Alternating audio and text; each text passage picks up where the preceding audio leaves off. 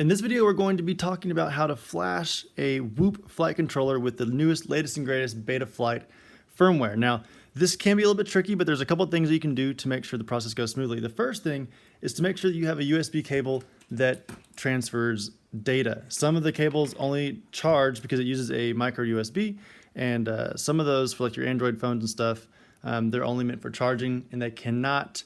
What's up, guys? Some guys are joining the live stream. Glad y'all made it.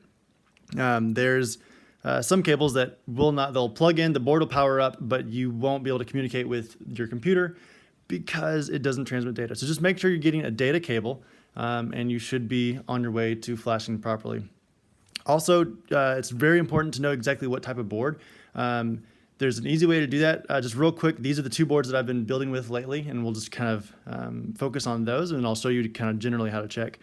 This is the Betaflight or BetaFPV flight controller. It's an F3 board, and it does not have the OSD, and you can tell that because on the back side on the bottom it just says BetaFPV. It doesn't say OSD. Also, if you flip it over on the top side, it doesn't have any of the pins for the OSD to solder into, and then also it doesn't have a boot button. So this one uses the Betaflight target called the SP Racing F3 Evo, and you can update that all the way to 3.2.2 or 3.2.1, whatever is the latest and greatest, is most stable. This can easily flash to that. You get your dynamic filter and some really cool stuff with that firmware upgrade. So I highly recommend anyone flying these boards. If you have not updated the firmware on your flight controller, you are missing out on some good stuff. This one is the BetaFPV flight control board with OSD. It's in the frame. It's kind of hard to see, but you can see right in there how it says BetaFPV and it says F3 plus OSD.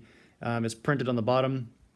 Easy thing to also see is on the bottom right hand corner, you can see the extra pins for soldering in your video in and out. There should be 4 extra solder pads there. And then also you get this nice fancy boot button. You can see it right there on the top. So that's how you know this one has the OSD. And this one has a different target. This one is the Betaflight F3 board, and this one can update to I think the latest greatest, which is 3.2.2 as well. But if you flash the wrong target to either of these boards, you're going to have to put it into boot mode, and it's going to be a pain in the butt to get flashed back. And it's not that difficult, but it just adds to the pain of getting the firmware updated to it. So make sure that you're flashing the proper target. Now, if you have a different board, I'll just show you real quick. I'll plug this one in. This, by the way, is one of my favorite USB cables. It's a super thin with a right angle degree, so I can plug it in and not have to worry about taking the flight control board out of the frame whenever I'm doing that stuff. So I'll have a link in the description. This is a sweet cable. I like it a lot. So I'll plug this one in, and then we'll go ahead and take a look at how to see exactly what firmware is on our board. All right, so we're going to come up here. We're going to connect to a Betaflight. And then if we go over to CLI right here, you might not be able to see that. Let me scoot over just a little bit. So in this CLI tab right here at the very bottom on the left side, we now have the option to type in some commands. And we'll just type in the simple command called version.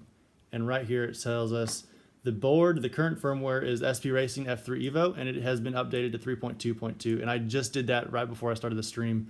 So this one has been updated to the latest and greatest, and it is ready to rock and roll. Now, that being said, let me just roll you through it. Once you've figured out what board you are, we'll go ahead and do this for the next one as an example to show you generally how to do this with any board.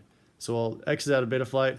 I'm going to unplug this board here. So this one is the non-OSD version, and this one is the OSD version. I have not updated this one, so you'll get to see the whole process on this one. So we're going to plug it in like so, if I can see. All right, so the lights are on. We heard the USB beep. I'm going to lay this back down. And so what we're going to do is we're going to connect. Sometimes it hangs, so I'm going to click connect. All right, then we'll go over to our CLI, and we'll type in version into this one. And we'll see, okay, yeah, this is a different board. It's a Beta F3 or Betaflight F3, and it's on 3.1.7.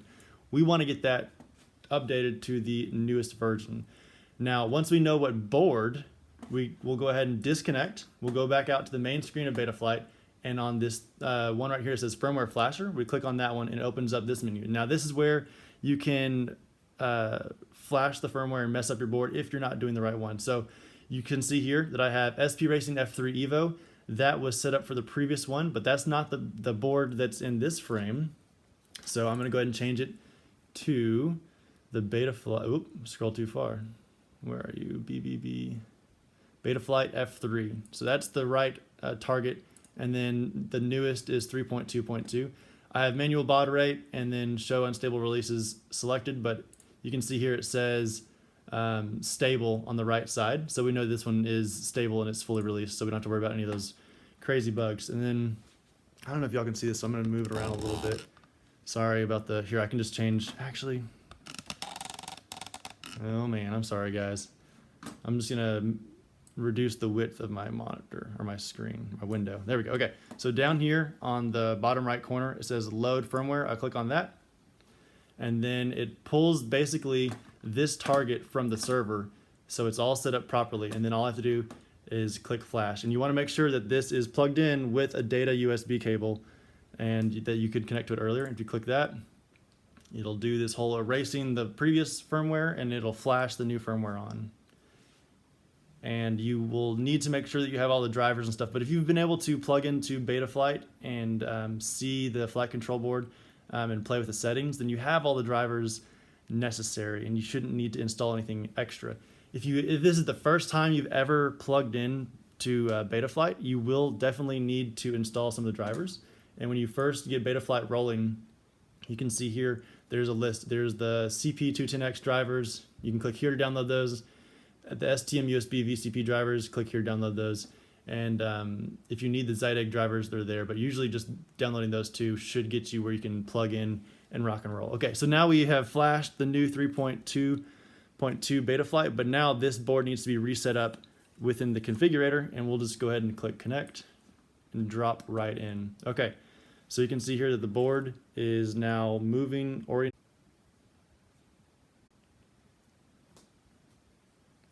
All right, sorry about that. My internet's a little bit screwy today. The reason I like this 90-degree cable is that I can set this down flat, and the cable, anytime you switch tabs on the left side, you need to click save and reboot before you move on. Otherwise, the changes will not be made, or at least the changes will not be kept whenever you reboot the board. So we're going to double check, go to ports. Yep. UART2 is set up for serial RX. Now we'll go down to configuration, and the one-shot 125 is not what we need because we want brushed. And we'll go ahead and leave motor stop on. We'll scroll down, quad X, yes. We'll go ahead and try to do 8 and 4 because, you know, why not? Keep scrolling down. Serial-based receiver, that is correct that we want that. And we want S-Bus, so that was already set up, but that's how you get your receiver working. And then we'll keep scrolling down. Telemetry, we'll leave that on. OSD, we obviously want that on. Now this is the new hotness, this dynamic filter. This really helps the accelerometer and the gyro not get flooded with a ton of noise and struggle to keep things stable. So if we click that on, it'll use a little bit more of the CPU. It'll make it think a little bit harder, but it really helps filter out all the nasty noise that we're getting as far as vibrations. And then down here, this is just beeper configuration. There is no beeper on these whoops, so it doesn't matter if these are all checked or not. So then we'll just go over here to save and reboot, and we'll relaunch this back in. All right, so now we're connected back in. Power and battery is the next tab down. I don't really mess with that. You can change the voltage scaling so that it's a lot more accurate, but you can work with it just stock. PID tuning, not gonna mess with this in this video, but this is where you would go to play with your PIDs and rates. They're actually really good stock. I have not messed with these yet, and I've really enjoyed flying. Receiver, I don't have my receiver on, but you're gonna want to change your channel map if you are using FRSky like me to a Spectrum Gropner JR, and you'll save that. Actually, I can just turn it on real quick. Let's see. Oh, nope, it's packed away. I cannot turn it on real quick. So, but yeah, you're going to want the TAER channel map if you're using the FRSky transmitter. Once that's saved, we'll go into modes. And this is, again, very important because right now we can't arm this whoop. We can't fly it. So we just want to go ahead and add an auxiliary switch. Right here is good, so I can disarm it easily using auxiliary 1. and then I'm gonna go ahead and throw angle in, and I'll be able to change modes with my second auxiliary switch. And then I'm gonna move this over, so I'll have acro mode over here. And that's, you know, you can get really fancy with this stuff here, but I'm just showing you kind of the basics on how to set up and fly, and that should be it. Okay, so that about does all the changes you're gonna do in Betaflight, but it's just really handy to know that you can go in, you can plug in your flight controller, no matter if it's whatever Betaflight controller it is. You just plug it in, go to your CLI, come over here and type version, and then that way you know exactly what target to flash the new firmware with. Because if you get that messed up, you'll soft brick your flight controller, which means when you plug it in, it'll basically say you have a serial connection or it just won't work. And that is when you come over here and you either, with this board, you can solder the boot pins right there. You solder those two together, and you need them to be soldered together to make a bridge. Or you can power this in by holding down that button right there, and that'll put you into DFU mode. Once you're in DFU mode, then you can, once you're in here, it'll show DFU mode up in the top right here. It'll say DFU mode, and then you come over here to firmware flasher, and you just kind of follow the process that I showed earlier, and make sure you're flashing the right board. But if you flash the wrong firmware, it doesn't mean that it's like bricked or it's ruined. You just have to put it in DFU mode by using the boot pins, and then make sure and flash the right firmware. Once you do that, it should all start working again. But make sure that if you did solder the jumper in DFU mode, to get to DFU mode, that you come in and unsolder that bridge, and so that they're not connected anymore after you've flashed. So when you plug it back in, you can, you know, boot into Betaflight, and that all works. Okay, so that was a lot of information. Hopefully that was helpful and not confusing. A lot of people have kind of been asking me questions about how to flash and how to get the most out of their whoops. So this is a really good, you don't have to spend any money, but this is a really good upgrade to do to your whoop. All right, let's take a look at the comments. I think I got quite a few. Some people have been saying that this is good information. They've bricked their flight controllers. Hopefully y'all will be able to follow this and get your flight controller back in the air, because it's really hard to actually kill a flight controller, but it's very easy to confuse it so that it will not talk to your computer properly. And that's whenever everything kind of falls apart and gets frustrating. Let's see here. What other comments do we have? We got a lot of people saying that they have different types of drones, but this process, as far as checking the version and then going back in and flashing to that version or that target, will work for any version of a flight controller that you have. Let's see here. What PIDs am I running? I'm just running the stock PIDs. I'm not doing anything crazy. I really have found that with the newest firmware, the 3.2.2 and the dynamic filter, the stock PIDs, the whoops fly fantastic. And all the problems that you run into are usually just either battery related or something's a little bit funky with vibrations in your frame. But as far as, you know, PIDs, the stock ones have gotten me really far. Let's see here. I have not tried clean flights. Someone asked if I've tried clean flight. I tried it way back in the day, but ever since Betaflight started kind of coming around, I haven't really looked back. I've heard some people say they really like it, but Betaflight is what I'm familiar with, and I know how to really just drive down and do a lot of stuff with it, so that's what I use. Let's see here. What other comments? Someone said that they discovered KISS flight controllers, which is 10 times better.